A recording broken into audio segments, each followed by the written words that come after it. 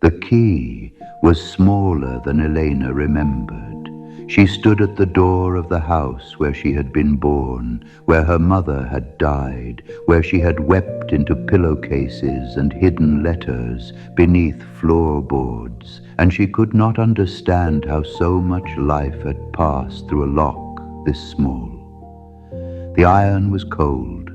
The afternoon was the color of old honey. She turned the key. The door opened with a sound like a slow, tired breath. She had come to sell the house, that was all.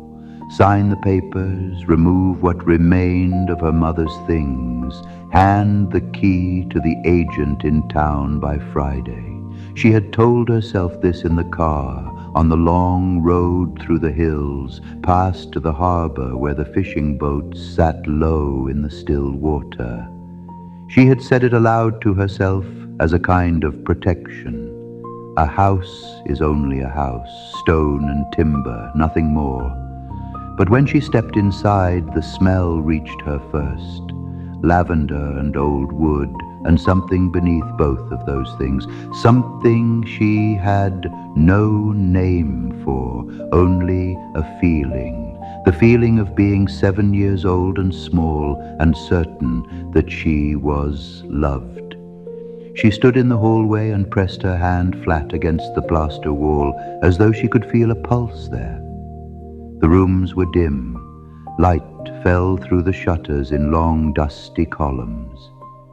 In the kitchen, her mother's copper pot still hung above the stove. In the bedroom, the curtains Elena had sewn at 16. Uneven hems. The thread slightly wrong. A deep embarrassment at the time, still hung at the window. She touched the fabric. It was stiff with years. She began to work. She opened boxes. She wrapped the small ceramic birds her mother had collected from every town she had ever visited. She folded the linens. She moved through the rooms, steadily, efficiently, the way one moves when one is afraid that stopping means drowning. It was in the corner room, the one they had always called the study, though no one in the family had ever truly studied there, that Elena found the drawer. It was a small drawer in a writing desk she had always ignored. She pulled it open, expecting nothing, Dale stamps, perhaps, or rubber bands gone brittle. Instead, she found a bundle of letters tied with kitchen string. Her own name was written on each envelope in her mother's hand. The dates on the envelopes spanned 11 years. Elena sat down on the bare floor. The letters were unsealed. Her mother had written them and never sent them. Some were short. A paragraph about the weather, about a neighbor's new child, about a recipe that had failed. Some were long and full of words Elena had never heard her mother speak aloud. Forgiveness was in them. Regret was in them. Love was in them, stated plainly without decoration, the way one states the name of a river or the temperature of bread fresh from the oven.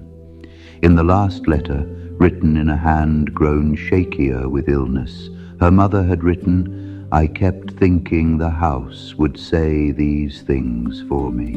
I kept thinking if you came back to it you would simply know. But I see now that walls cannot carry what the voice refuses. I am sorry I asked the house to hold what I should have given to the air between us." Elena read the letter twice.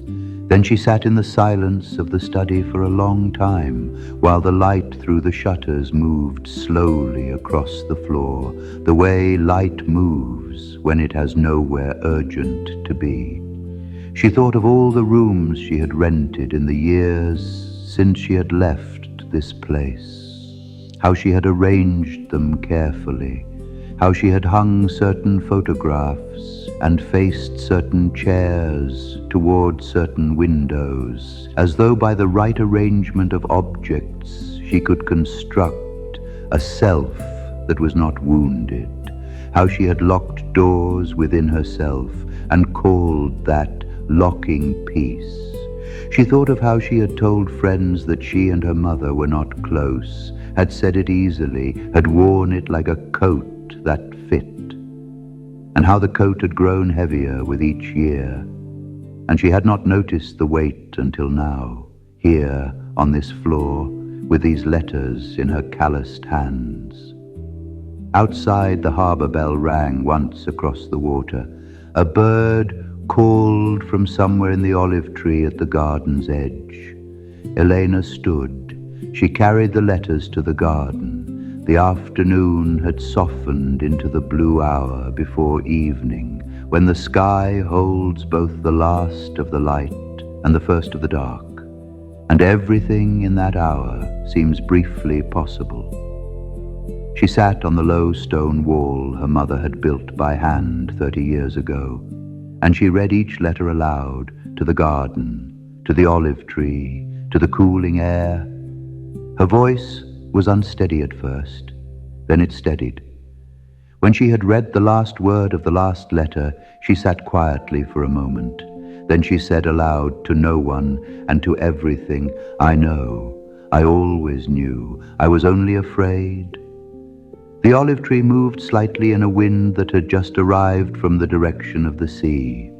Elena gathered the letters carefully, tied them again with their kitchen string, and placed them not in a box, not in a drawer, not in any room of the house. She placed them in her bag against her body to carry with her when she left, not to keep them sealed, to carry them open the way one carries water, knowing it will not stay forever, knowing it was never meant to.